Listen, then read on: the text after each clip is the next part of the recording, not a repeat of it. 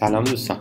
تو این ویدیو میخوایم راجع به پترن بیلدر صحبت کنیم. پترن بیلدر یکی از پترن هایی هستش که توی گروه بندی کریشنال پترن ها قرار میگیره.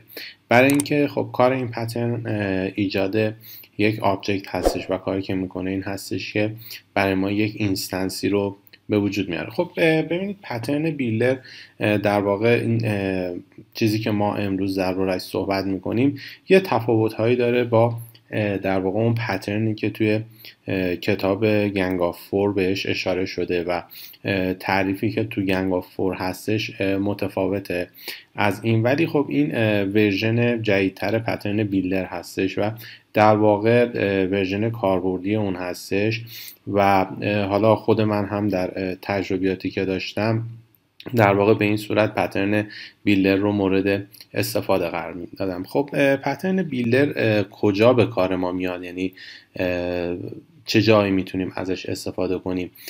وقتی که ما میخوایم یک کامپلکس آبجکتی رو ایجاد بکنیم، یعنی یک شیء کامپلکسی داریم، یک کلاسی هستش که در واقع فیلدهای زیادی داره و ما نیاز داریم که یک آبجکتی از این بسازیم و میخوایم حالا یک آبجکت های مختلف به صورت ایمیوتبل از این بیایم و ایجاد کنیم و وقتی که میخوایم این کار رو بکنیم، یعنی میخوایم به صورت ایمیوتبل بیایم و آبجکت هامون رو ایجاد کنیم، پترن بیلدر اینجا میاد و به ما کمک میکنه. خب برای اینکه درک بهتری از کاربرد پترن بیلدر داشته باشیم با یک مثال عملی بیایم و راجبش صحبت بکنیم.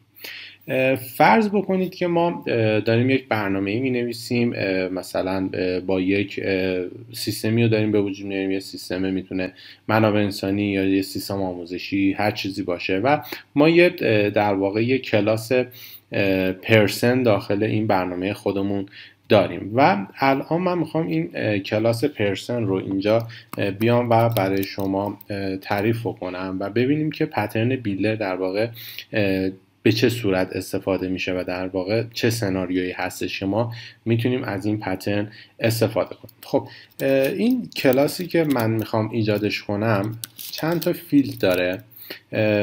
برای مثال حالا فیلد first name و last name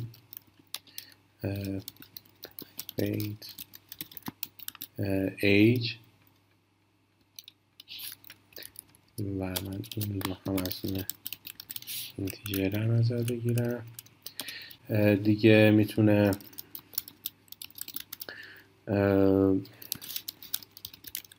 آدرس داشته باشه و میتونه فون نامبر داشته باشه، میتونه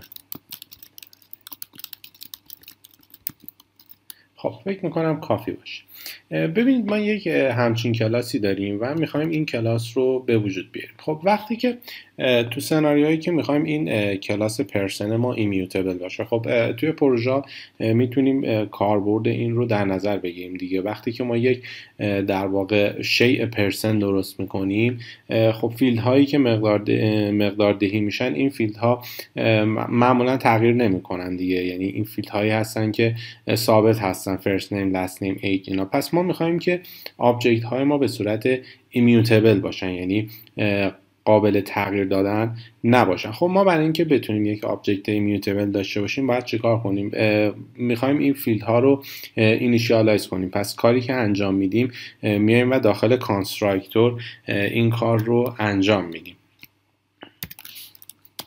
من کانستراکتور رو ایجاد میکنم و این فیلد ها رو داخل کانستراکتور میایم و در واقع اینیشیالایزشون میکنیم و متدهای گتر رو بهش اضافه میکنیم. من یک متد تو استرینگ هم در واقع برای این می نویسم و متد تو استرینگ هم خب به این صورت هستش که اومدیم و خب اون پرسن رو اومدیم و چاپ کردیم. خب حالا تا اینجای قضیه اوکیه، یعنی اینکه ما الان پرسن رو اومدیم تعریف کردیم و این موقعی که در واقع این فیلد هاش میاد و مقداردهی میشه دیگه قابل تغییر نیستن. چرا؟ چون فقط متدهای اکسسور داره و گترها هستن و ما میوتیتورها رو اینجا نداریم، یعنی متدهای ستری نداریم که بیایم اینها رو تغییرش بدیم. کار تا اینجای داستان خوبه، ولی فکر کنید که فقط فیلدهای فرست نیم و لست نیم مندتوری هستن، یعنی اینها اجباری هستن و بقیه فیلدها ایج، آدرس، فون نامبر و ایمیل اینها آپشنال هستن، یعنی اینکه من میتونم اینها رو مقداردهی بکنم، میتونم مقداردهی نکنم. خب برای اینکه ما بیایم یه همچین چیزی رو پیاده سازی کنیم 2 تا راه بیشتر نداریم.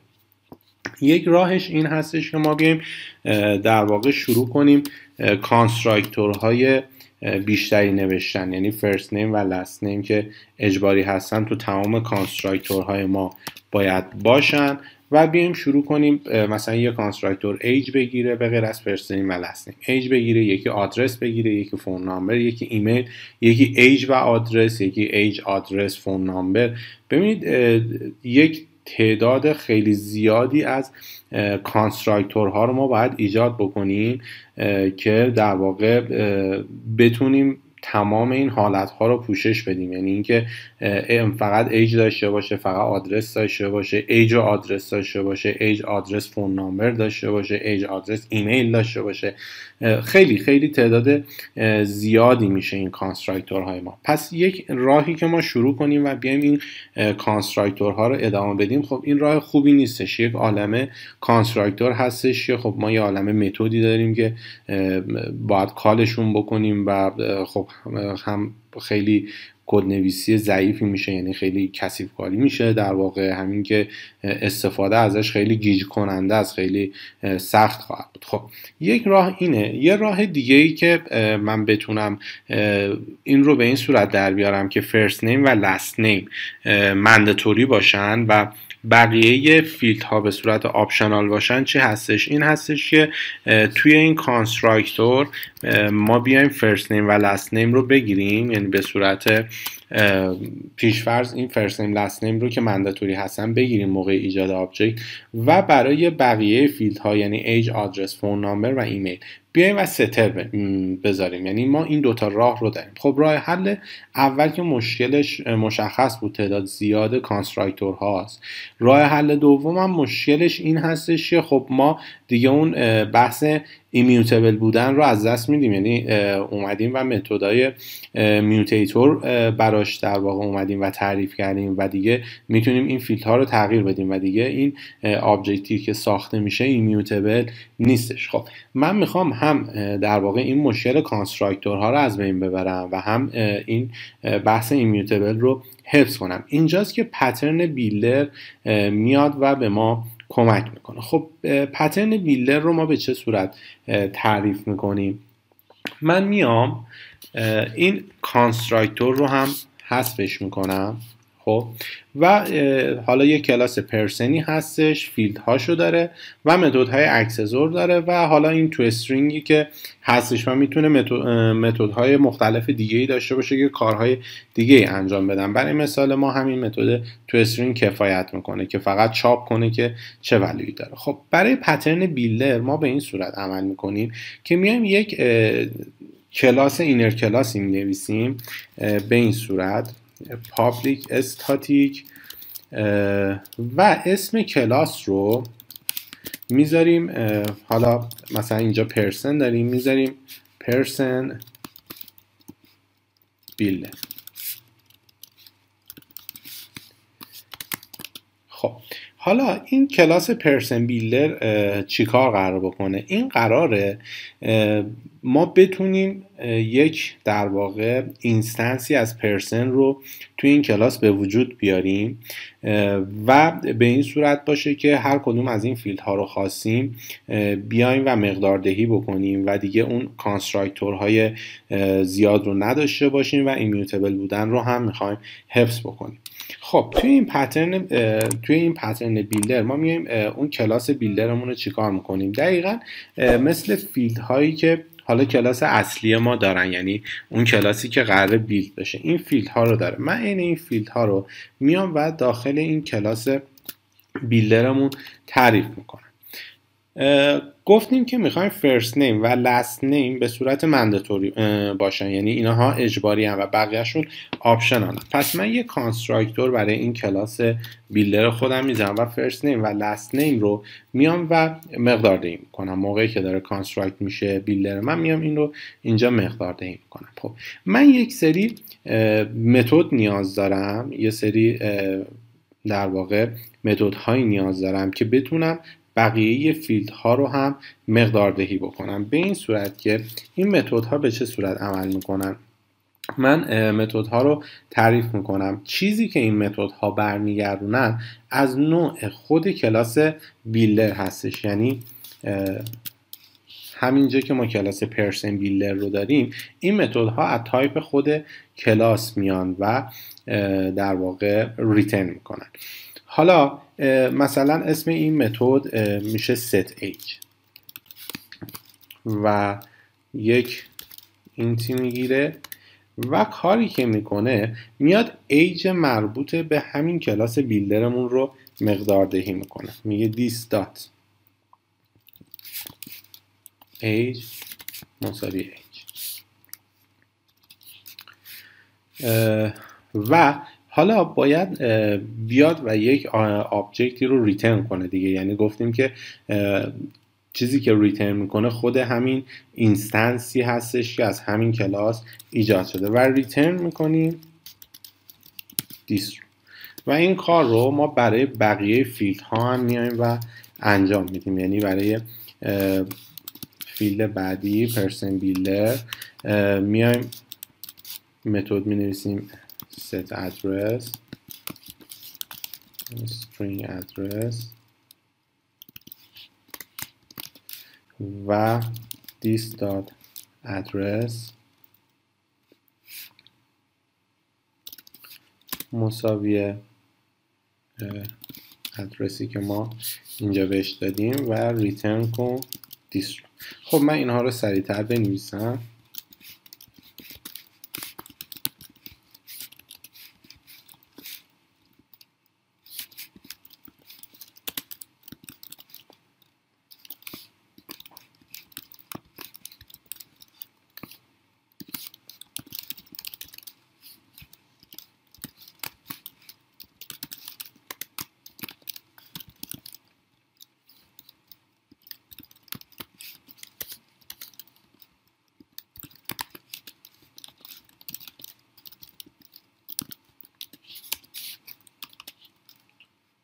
و در نهایت هم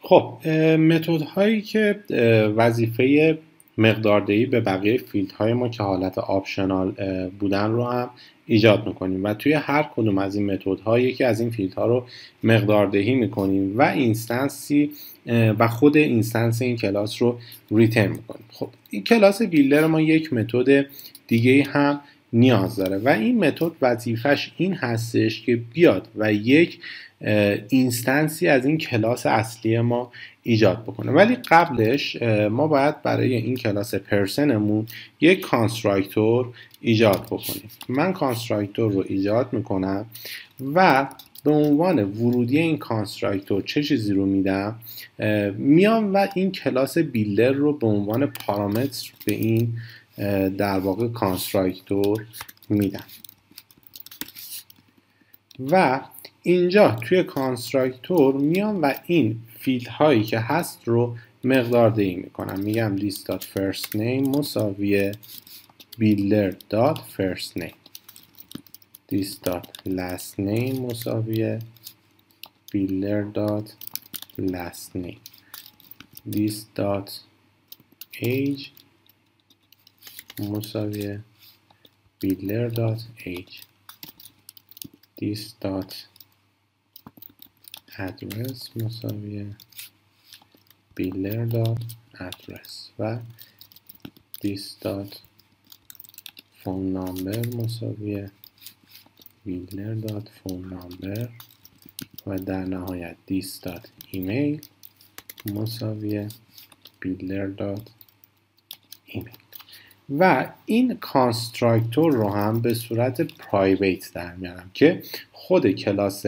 در واقع پرسن رو ما به صورت مستقیم نتونیم اینیشیالایزش بکنیم و فقط از طریق این کلاس پرسن بیلدر بتونیم این کار رو انجام بدیم. ولی چون این کلاس پرسن بیلدر در واقع یک اینر کلاسی است داخل خود پرسن، بنابراین متد سازندش رو که پرایویته میتونه ببینه و خارج از این کلاس در واقع دیده نمیشه. خب متد بیلد وظیفش چی هستش؟ وظیفش این هستش که یک پرسنی رو برای ما ایجاد بکنه و من این متد بیلد رو اینجا می نویسم و داخل این متد بیلد میام چیکار میکنم؟ میگم return کن new person و اینجا دارم کانستراکتور رو میبینم و میگه حالا یک بیلدری به من بده و من چی رو بهش پاس میدم؟ همین در واقع اینستنسی که از این پرسن بیلدر وجود داره و پرسن بیلدر رو به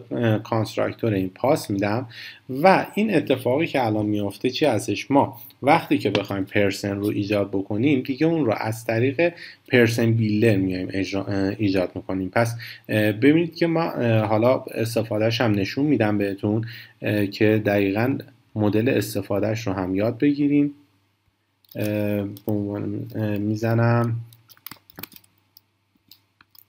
اسم کلاس رو بیلدر دمو و یک متد مین رو اینجا تعریف میکنیم و خب ما نیاز داریم که یک در واقع آبجکت پرسن رو بیایم و ایجاد بکنیم. من پرسن یک رو به وجود میارم. خب ببینید من نمیتونم با استفاده از کانستراکتور خود پرسن بیام و در واقع این کار رو انجام بدم. چرا؟ چون ما کانستراکتور رو به صورت پرایویت اومدیم و تعریف کردیم، بنابراین نمیتونیم فراخونش کنیم. به چه صورت میتونیم این کار رو بکنیم؟ میگم new person dot person builder. خب یعنی با استفاده از اون اینر کلاس میه و این کار رو میکنیم. میگیم new person dot person builder میگه خب حالا first name و last name اجباری هستن. خب یعنی من نمیتونم یک پرسنی بدون first name و last name داشته باشم. من first name و last name رو به این میدم و حالا بقیه فیلدهای منداتوری در آپشنال ما که نیاز داشتیم که اونها رو بیایم و پیاده سازی کنیم. به چه صورت میتونیم این کار رو بکنیم؟ به این صورت که من میزنم دات set age کن. خب حالا ما دوست داریم age بهش بدیم، مثلا میزنم 33. دات set آدرس کن یا set ایمیل کن یا set phone number کن، فرقی نمیکنه. هر کدوم که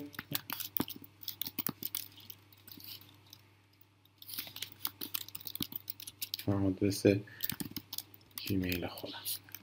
ببینید هر کدوم از فیلد هایی که ما در واقع نیاز داریم و بیایم اینجا مقدار دهی بکنیم رو با هر ترتیبی که دوست داریم و هر کدوم از اونها رو که نمیخوایم هم میتونیم مقدار دهی نکنیم و در نهایت که من هر کدومی که مثلا فرض کنیم برای این پرسنی که داریم ایجاد میکنیم ایج و ایمیل رو نیاز داریم و وقتی که ما در واقع فیلد هایی که خواستیم رو مقدار دهی کردیم میایم و در نهایت متد بیلد رو فراخوانی میکنیم و پرسن یک دات تو استرینگ رو ما میایم چیکار میکنیم؟ اینجا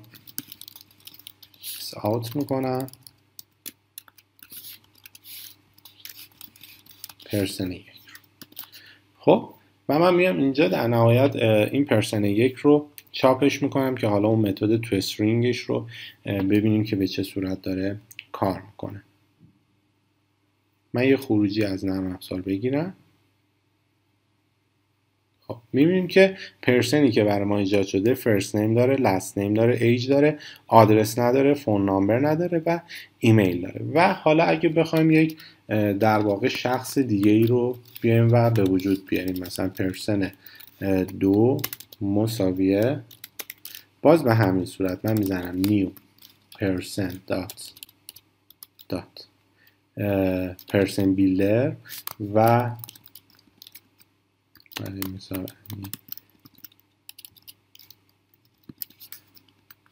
و هر فیلد دیگه ای که دوست دارم میتونم بیام و مقداردهی بکنم با هر ترتیبی که هست. set آدرس مثلا کن،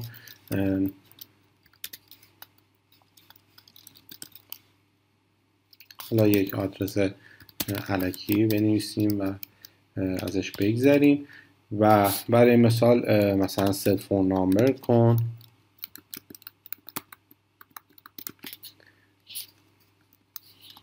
و در نهایت بیلد کن و اس اوت کن پرسن 2 و برنامه خودمون رو یک بار دیگه خروجی میگیم که ببینیم پرسن 2 ما به چه صورت ساخته شد.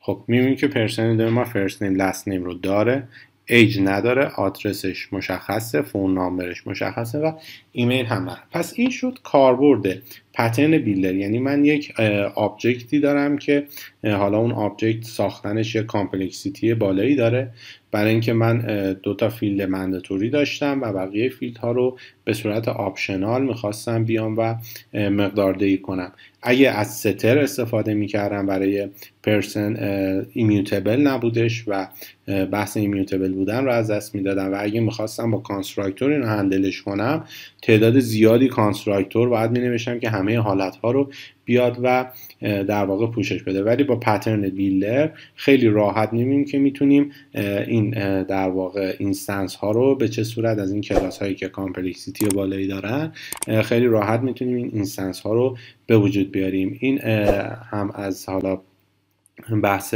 بیلدر پترن، نحوه پیاده سازی و استفادهش رو هم توی این ویدیو با هم دیگه دیدیم. امیدوارم که ویدیو براتون مفید باشه. از این پترن استفاده کنید، پترن پرکاربردیه، خیلی به دردتون میخوره و تا ویدیو بعدی همتون رو به خدای بزرگ میسپارم. خدا نگهدارتون.